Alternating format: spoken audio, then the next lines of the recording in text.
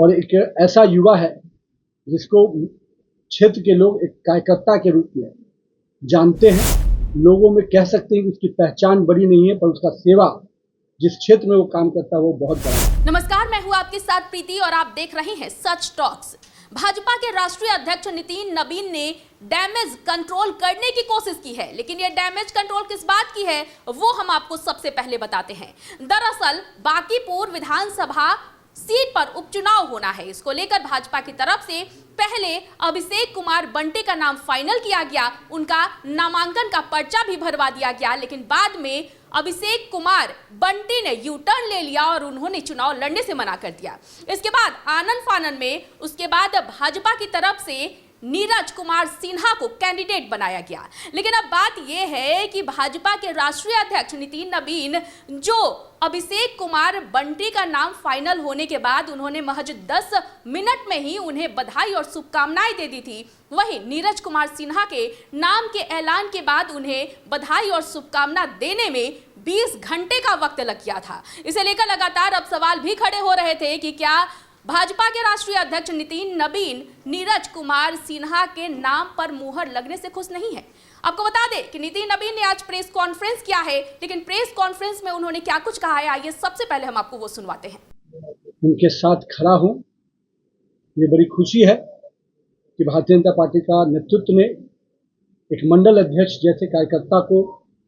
मौका दिया है बांकीपुर के जनता के सेवा के लिए। और मेरा विश्वास है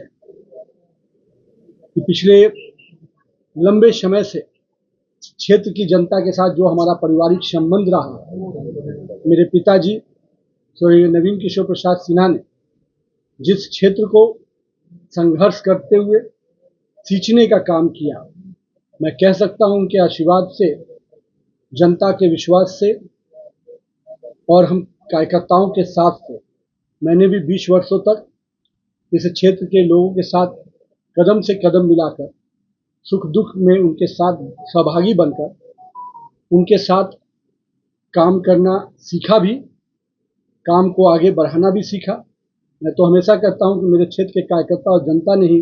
मुझे काम करना सिखाया भी, और आज इस मुकाम तक भी अगर पहुंचाया है तो मेरे क्षेत्र की जनता ने मुझे आशीर्वाद देकर और स्नेह देकर पहुंचाया है। तो मुझे पूरी उम्मीद है कि पार्टी ने जो एक कार्यकर्ता को फिर से मौका दिया है, वो कार्यकर्ता इस क्षेत्र में जनसंघ काल के जो हमारे कार्यकर्ता रहे उनके परिवार का सदस्य है और एक ऐसा युवा है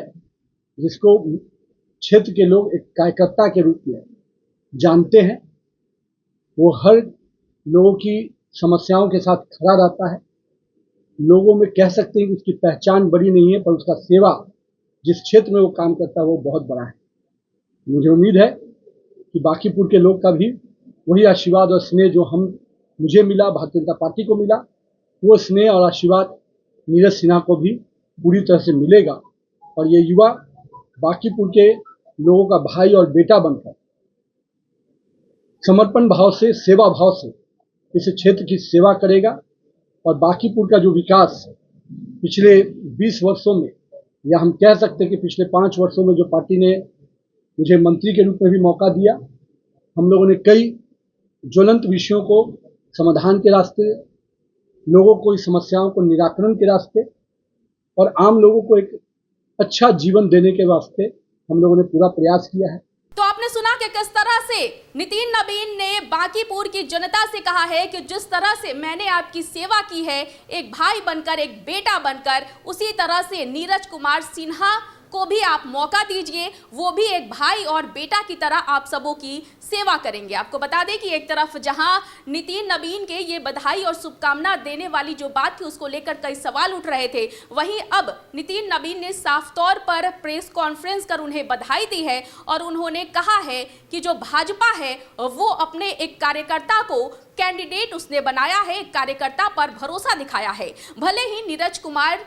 सिन्हा की कोई बड़ी पहचान ना हो, लेकिन उन्होंने जमीनी स्तर पर कई काम किए हैं, जनता की सेवा भी उन्होंने की है। तो बिहार और देश से जुड़ी तमाम बड़ी खबरों को जानने के लिए देखते रहे फिलहाल अभी सच टॉक्स।